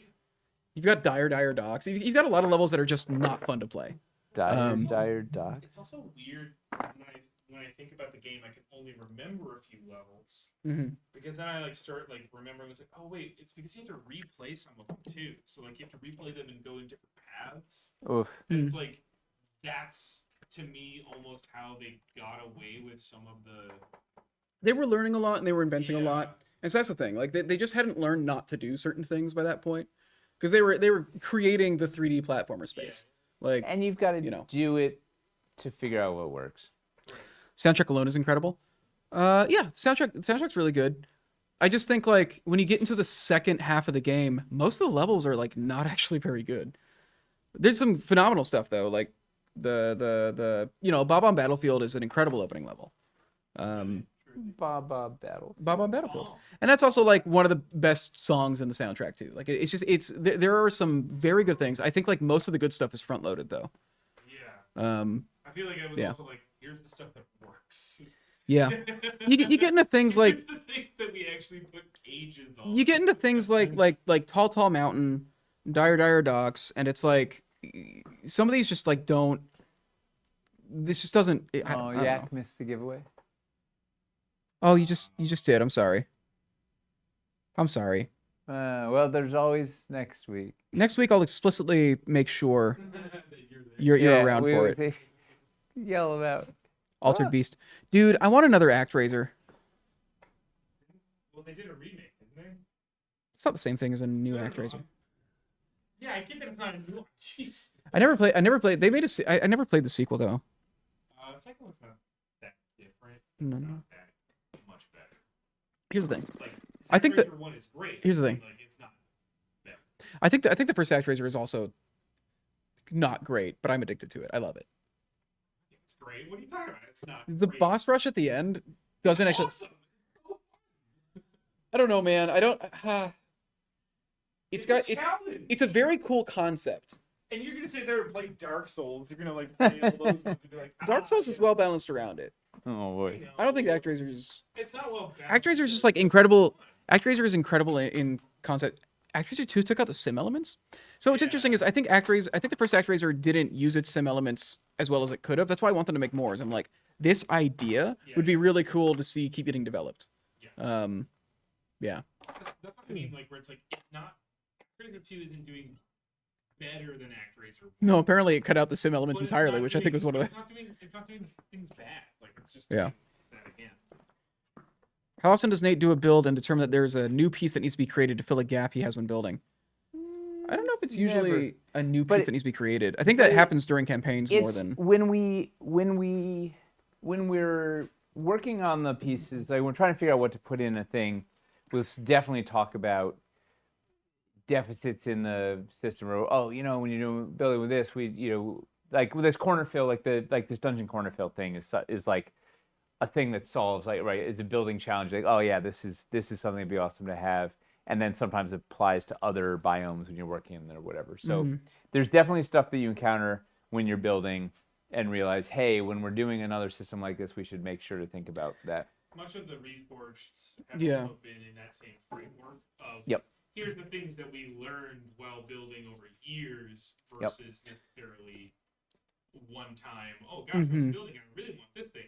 Because there's niche things like that you're sort of like, oh, what would be really cool is if we could do something like this, but it's not a piece that we end up making. Well, because the question is always like, well, how often would you use that? When's the last time you had an adventure that would need that? Is there? To that? Yeah. Oh, yeah, we do. I really wish it just like. What else does 2 it do? minutes longer. What other notes does it hit? Like, how do we justify that this thing exists? Like, is it worth? Why is it worth doing this? TMNT was legit. During campaigns, though, like, what do you say? What Chris was saying, like, When we're in the development we're building out process. saying, you're like, God damn it, this thing doesn't have like it. It's missing a whatever. It needs a little zhuzh. It needs a this, or like there's some. The offer is missing something as a whole. Sometimes it's the opposite too. We'll be building something and be like, you know what, this thing is outside the family in a weird way. That we may something's have gonna to get pulled add out. 2 pieces to actually make it. This thing needs to get pulled out because it needs 3 other pieces to be justified, and then sometimes those 3 other pieces get made, or sometimes that piece sits. Or that is true. And also similar with compositions, right? Oh, you know what? We did 10 builds with this and we never used X, Y, and Z. Let's pull it out of this pack. It doesn't make sense. Or, geez, every time we're building, we're short 2 of these. We should add a couple more into the pack. or to other packs. Yeah. Are there other places that we can put this piece because it'll end up being more useful spread around? But would never try and just sort of knee jerk be like, oh, well, you need a little 1.5-inch thing that does a whatever to, or I wanted to make a funny little fountain and I couldn't, so it, like it's you gotta like it just like not do that just sort of weird specific. Well, for this one adventure that I once was gonna do, there needed a weird, whatever. Unless in concepting, we'll come up with some very specific things if it's a showpiece that's going to sell, like, okay, like this Hellgate, for instance, right? Like this is a very specific design, whatever, but also can be used for multiple things, whatever. But there will be things where, like, you know what, it is weird and specific, but also it's just so awesome and it's going to help drive the thing. And here's at least 3 scenarios we could think of using it. Will they do it? Well, Nobody mentioned Metroid. Oh, Metroid was amazing. Which ones did you play? The first one. First one? Was there any more after First that? Metroid is good. Yeah. Super Metroid was like the one that I think really blew it open and went like, oh, this is like what the series can be. Like that's the one that. Yeah. Metroid was neat. What was the other one that was similar in that? I feel like it was that same era. Bionic Commando. Oh, Bionic Commando. Yeah. Bionic Commando was pretty sick. That was Man, amazing. I think they did try.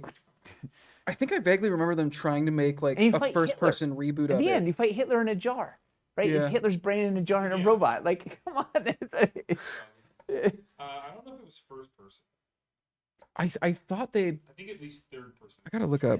Like I don't think it was first person. I was pretty sure there was a third person one, but then they also did a full remake.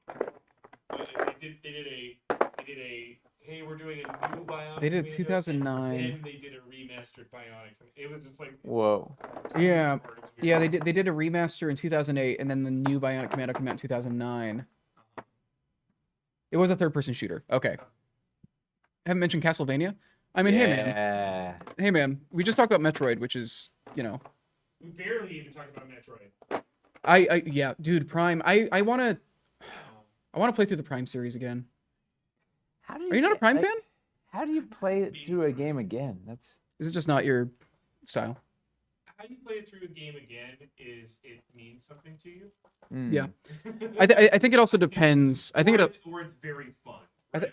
I think it also depends on the game. I think some games have more replay value than others. Yeah. I Um, don't really want to play Stanley Parable again. There's very few games I will. I've played all the way through, much less play again.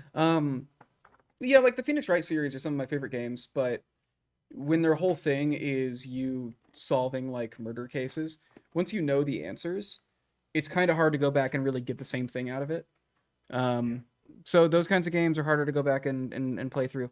But like, I don't know, like I've played through the first Pikmin God knows how many times because it's kind of the fact that I know the game well is kind of what makes it fun to go back and play through it again and see like how many days does it take me to get through it this time. Yeah. I have played Super Metroid probably 10 times in my life.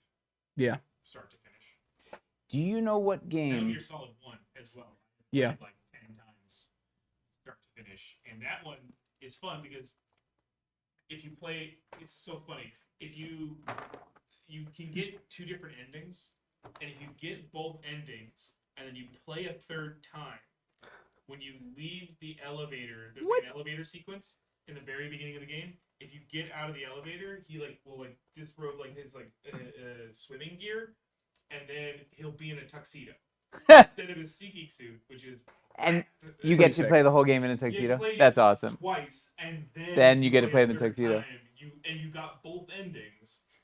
Then on the third playthrough, you get it in a tuxedo. All right, this is going to stretch your video game knowledge. Guess what? what's up? This the game that I think I've spent the most time ever playing. Oh, okay, yeah, this will be fun. All right. I'll give you 2 clues. Mm-hmm. I'll have 1 clue. It was black and white. It's black and white. Okay. It's black and white. So it had to be late 80s. And it came in a gold box. Came in a gold box. Yes, and it was not on. Give me the third one. It was not on. It was not on a home entertainment system, right? Because the only thing that existed at that point was I don't even know if Nintendo. I think Nintendo was around. Nintendo, yeah, It was original pre Nintendo for America 89. It came out in 88. 85. I don't think there was. Oh, wow. I don't think there was any Okay, So- well, no. So if we're talking like the old Atari systems, like they would still be Oh, black and Dark white. Castle Massacre. That's a good game. That one we played also. That was a good. But you're on the same. It's on the right platform. So we were on the Mac Plus. So screen. So The computer screen was game. this big, Yeah. black and white. Dark Castle we also played on that, but this was. Okay. Was it? Okay, I'll give you another. Ultima is a good guess, but close. I literally just I'll give you a clue. The publisher Zork. was SSI. Zork. Oh, or did Load, it? Load Runner was amazing. Oregon Trail was amazing. He's like, oh yeah. Mitch got it. I mean Chuck got it. Mitch, Crime Dog. Pool of Radiance. Pool of Radiance. So it was D&D. It was D&D third person. You made a party of characters. You moved around on like there was like first person view on the map, and then you get into combat, and it was like that And you would have a weird. monster on the screen, and then you would But it was all the D&D rules, where and it had a decoder key that had Elven and Dwarven, and you had to decode things. And my brother and I played, even though it's like one player, like we split up the party. Like each of us has 3 characters, and we take turns driving. And one person is mapping on graph paper. You have to map out all of the different zones. And once you figured out what the size of the zones were, then you know how big the graph is. So one person's mapping while the other person's going through, and you're trying things, and you're trying not to die. It was brutal because it was like first edition, so it was just like. You could easily get slaughtered. It was Gygaxian in that you could wander in at first level.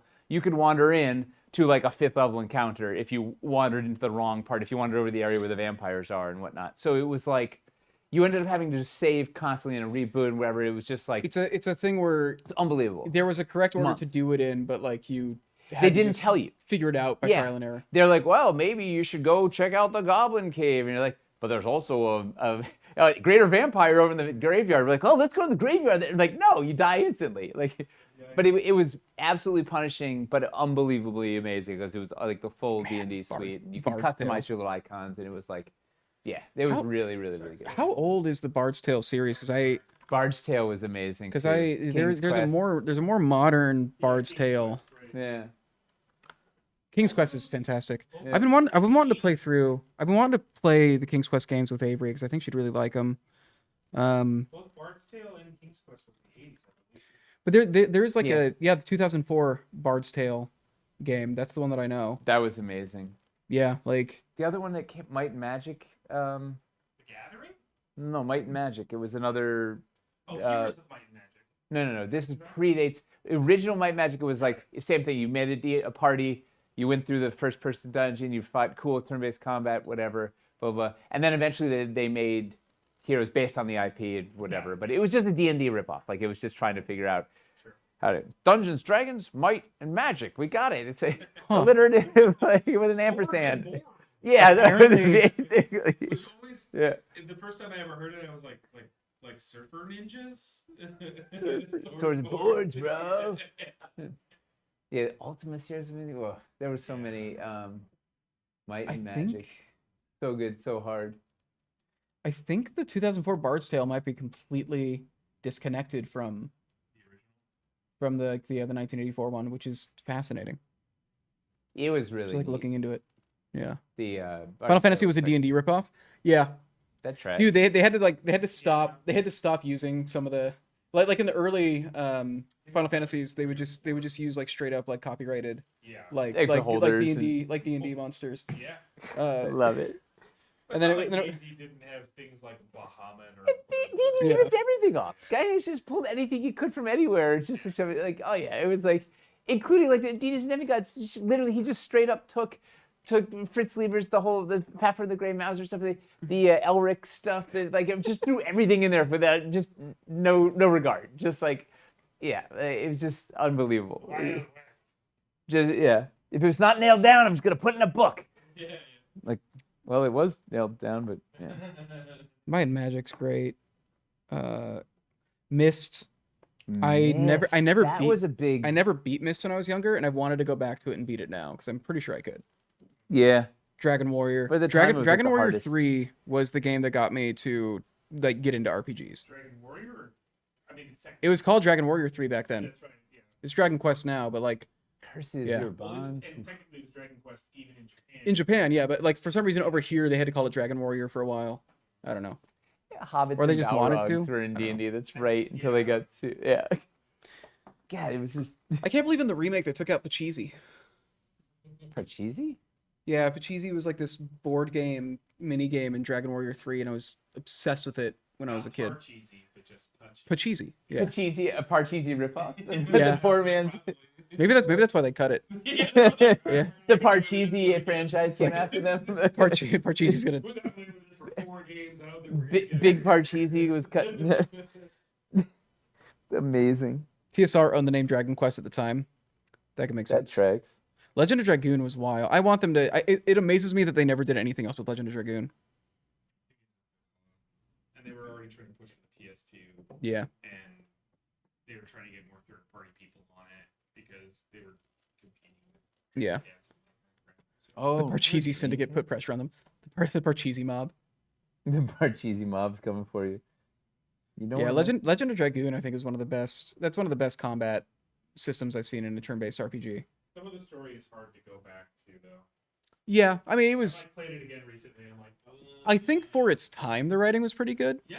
Like there was like when you look at Just like 6, like Final Fantasy 6. Oh, same puzzles like, for- Final Fantasy VI's writing is not great. Like not it's great, but for its time, yeah. it's pretty impressive. it's one of the things like going back when people say that 6 is like the best Final Fantasy, I'm like People love to argue about what the best. there Final was Fantasy there was is. It's there like was a thing. great it was there was a lot of really cool stuff that it did first, like for its time, but I think going back to it, I don't think the stories age very well. I don't think a lot of the gameplay is age very well No, in 6. 6 like- was so much a repeat of 4. It has some very cool set pieces. I think 7 was just a huge leap forward in terms of like what they could do storytelling wise, and then from there, We've got I think 7 and 9 are super strong.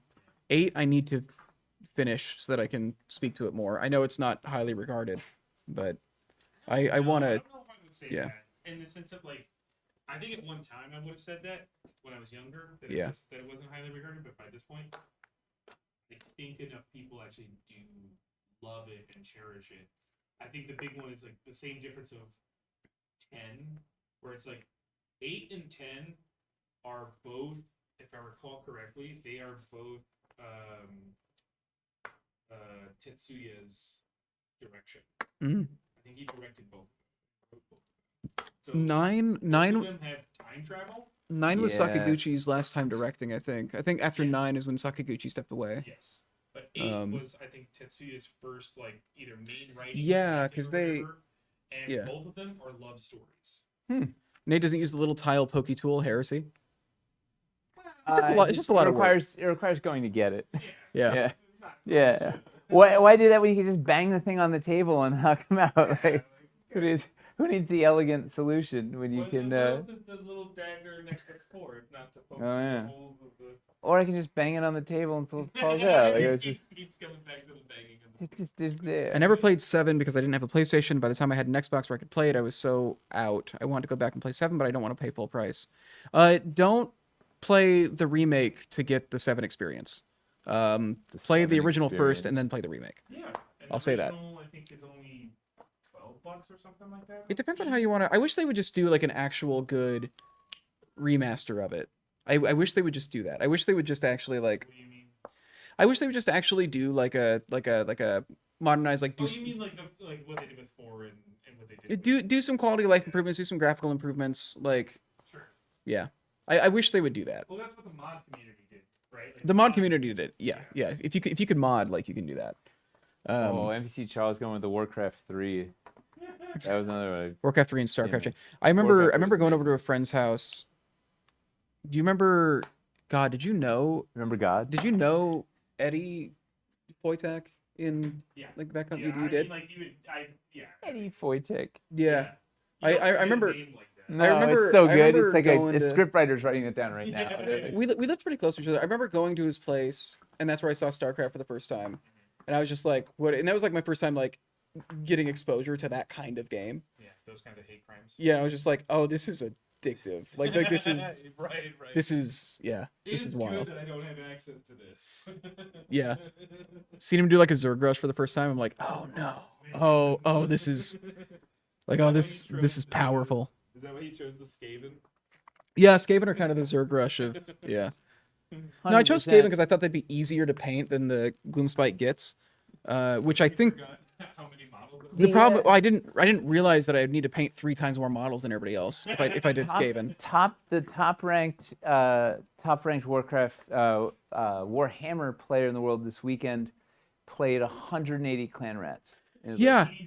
God, and I took some have. tournament with 180 clan rats. Think about that. Like, So that, good. just think of how many models. Like, it's just like, yeah, I- that's just The obnoxious. plague came Yeah. into the tournament. Yeah. I have 120. I Yeah. think. So now another 50% of that.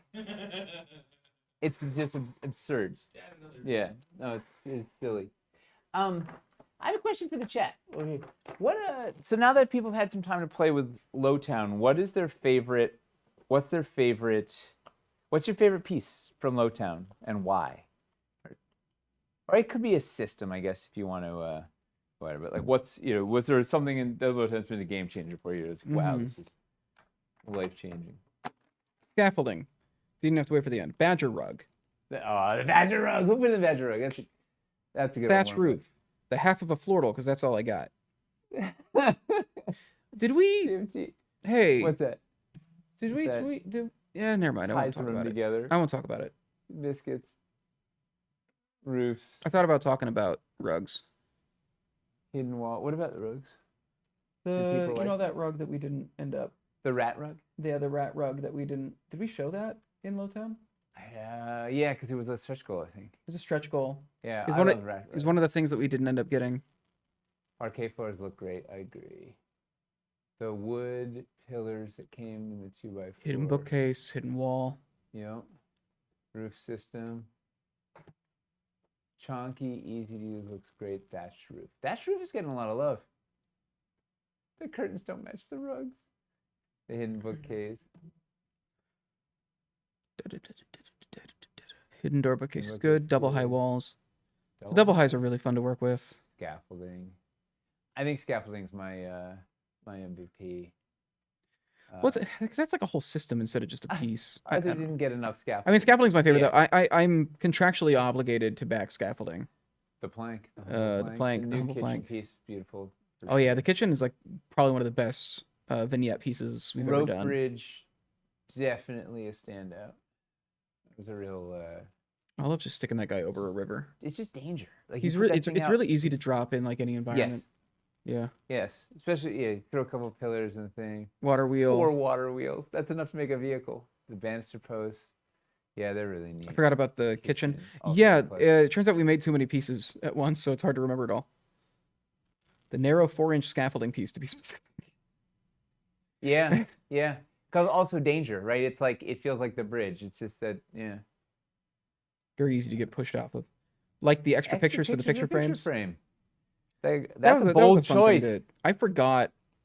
Yeah, It's those are hilarious. I forgot that we did that, and then it started shipping out, and I started seeing them, and I was like, oh, right. I did, we did all these, like, really stupid, silly little. yeah. Yeah, a couple of people took the. A couple like, of them were serious. Eli actually painted a little griffin thing, and Eric Mhm. took an oil painting that he'd done, and then yeah, many of us it was silly. And I was like, what if I photoshopped your face over the scream and then put and then miniaturized it. yeah. Yeah. Dollar says that's probably not making it into the build anytime soon. Huh? Probably. So somebody will use it. Somebody will. I also somebody did the the window inserts. I wasn't allowed to do ET, unfortunately. The biscuit I stepped on. ET's too copyrighted. If they realized Sculpted that battlefield. was I don't know. The scream Nate made me chuckle. Yeah. Yeah. That was mission accomplished, right? That was your. Or to the plan. Sculpted battle board. Yep. Sculpt various couple. Mine is a Hero Forge Yeah, Mini Hero Michelle Forge and I. Mini Michelle and I. But you took time to actually create that thing and color and you put some work in.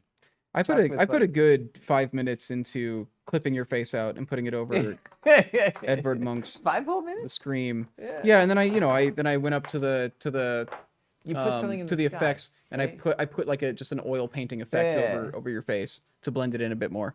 Yeah, I put a good 5 minutes into that. 6 minutes maybe if you include the blending. That's like Mhm. yeah. If the dirt battle board had been sculpted, I'd buy 4+ of them. Here's the thing, If the what had been sculpted? the dirt battle board. Oh man. Here's the thing, man. Now you can actually use magnets with it. So that's nice. Yeah.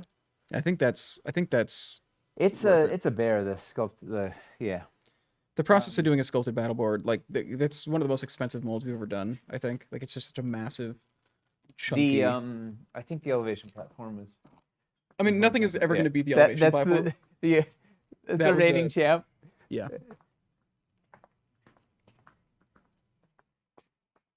Yeah. Oh.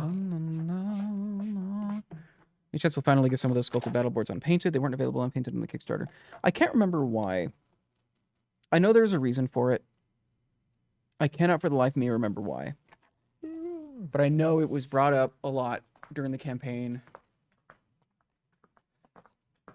Maybe. I don't know. I don't know if that reason still applies or not. Whatever it was.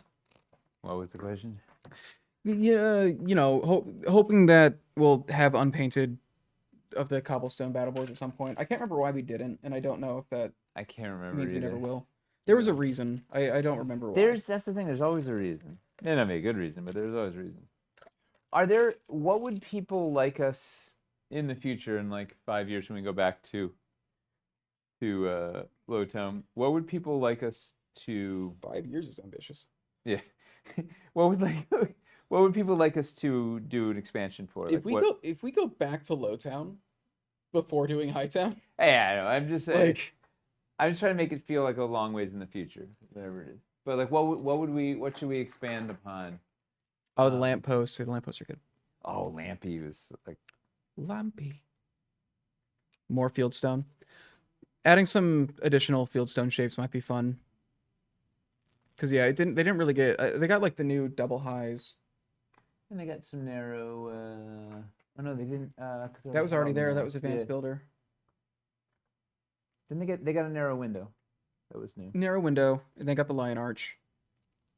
There's a couple new things, but like they didn't get any of the breaking the box shapes. No. Yeah. But they had some breaking the box shapes from castles. They had a few, like And they the already thing had with- a few extra. And the thing with fieldstone doesn't make as much sense to have like, a cantilevered bay window situation. Yeah. It's stone. But they have some functionality that the others don't have as well because they're castle compatible, right? Like Yep. that's the whole thing with them. So it makes sense for them to be kind of out of step. Like Tudor you could build with the same way as wood. Stone is a little more. There's a reason for it being different. But it's So- a good like Yeah. I agree with the crest for having some more options in it because you can use it for castles and for so many things. Like it is a very versatile. Like you can use you can use it for dungeons, you can use it for cellars, you can use it less field stones to stronger. Urban park terrain, i.e. fences and trees. Well, hey, some of that is going to be in Cities Reforged. Windows and corners is a good one. But here's okay. Hey, Mrs. Dad. We what's windows and corners? I have a trick for you. How to make windows and corners? You take a 2x2 wood floor. Boop boop boop. Put 3 corner posts in it. Slot in the narrow window walls. Boom boom. You have a corner window. Boom. Mind blown. More commercial industrial stuff. Merchant buildings, fences, windmills, blacksmith. Yeah. That's a neat one. Let's just ships. Ship mast. Ship mast, ship steering wheels, sails, cannons. Wait. Amazing. Yeah. How's the So elevation? it's sort of like almost like a modular ship system or something, huh? How would you do that in Fieldstone? Put that in seems Lowtown. tough. All we need to do is make a frame that you can then slot the ramshackle wood pieces into. Because boats are made of wood. Yeah, there you That's go. all. That's all we got to do. Ramshackle wood. Yeah. Merchant building facades would be neat. New window inserts.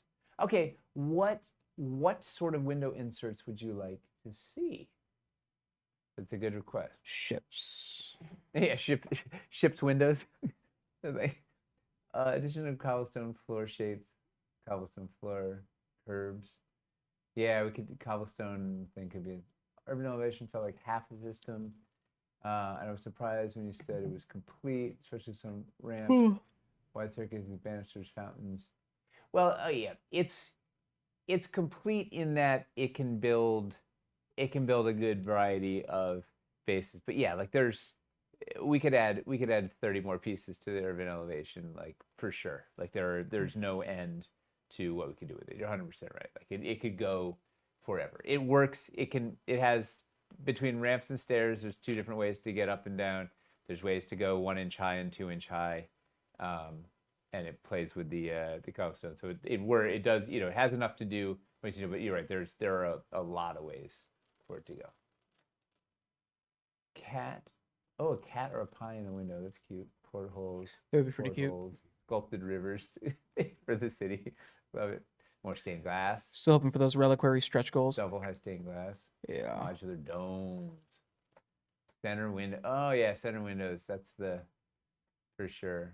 Should you do a center door with the center windows too? So tense, so that's what the stains are for.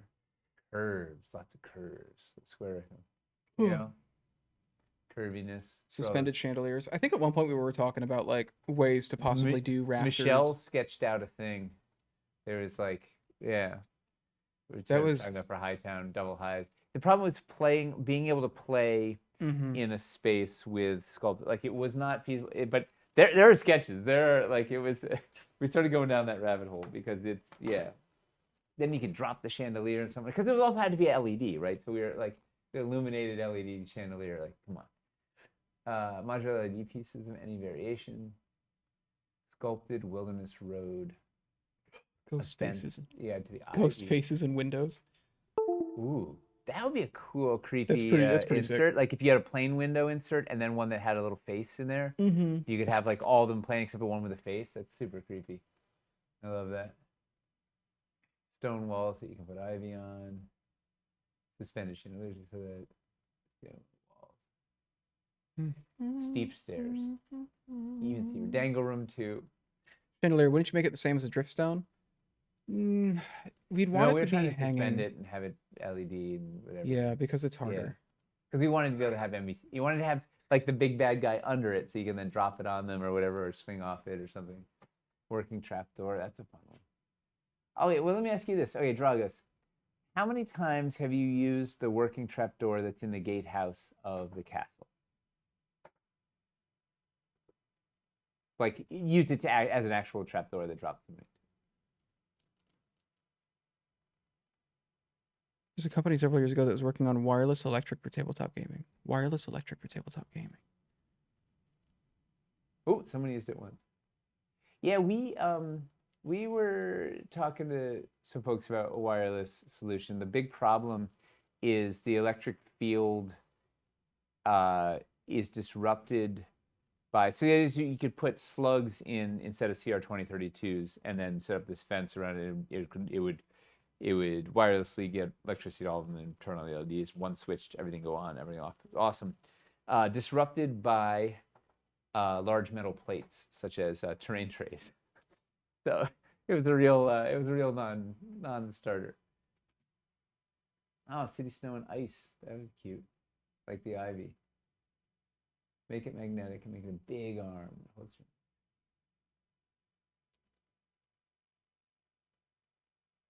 Clear window pane. A very secondary insert. Oh, cool. So like you layer up the inserts. Hey, wait, that call's coming from inside the building. It's Chuck.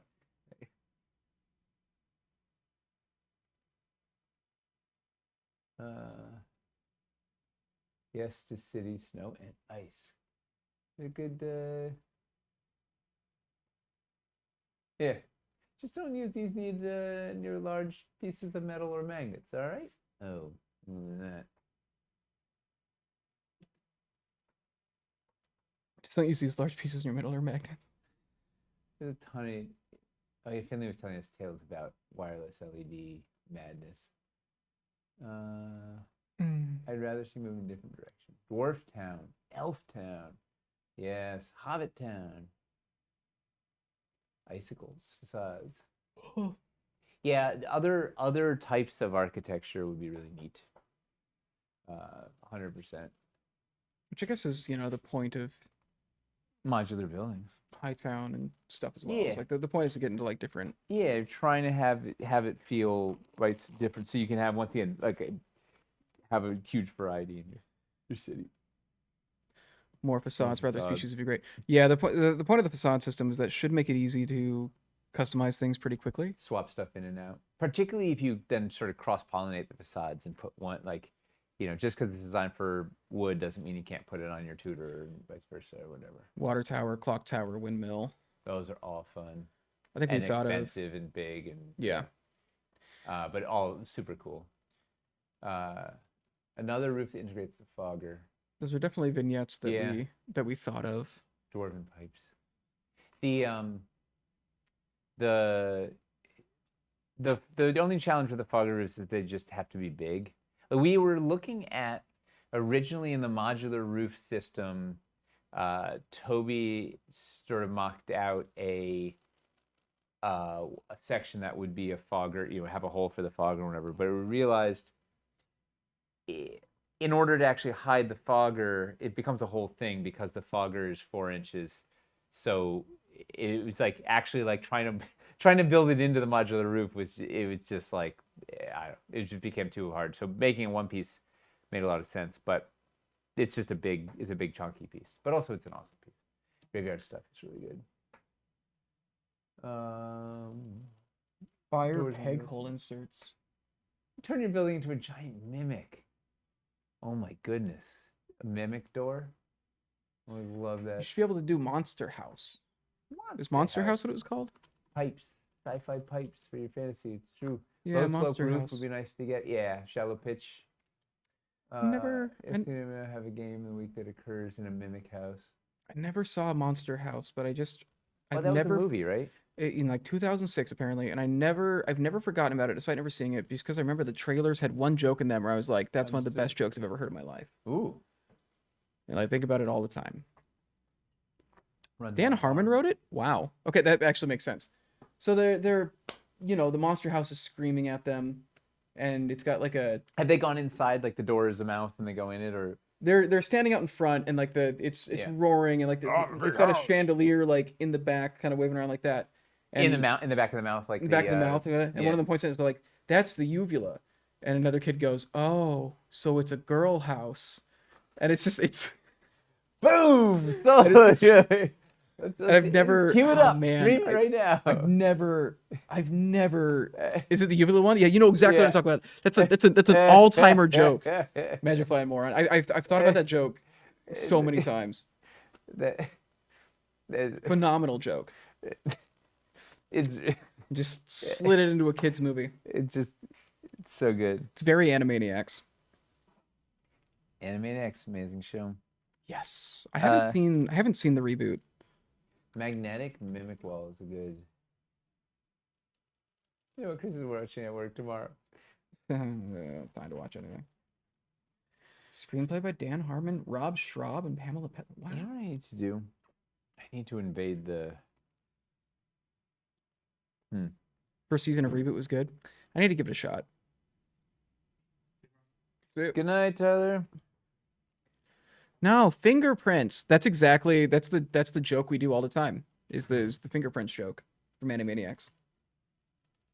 I don't remember it. Okay. So they're investigating, they're doing like a little detective bit.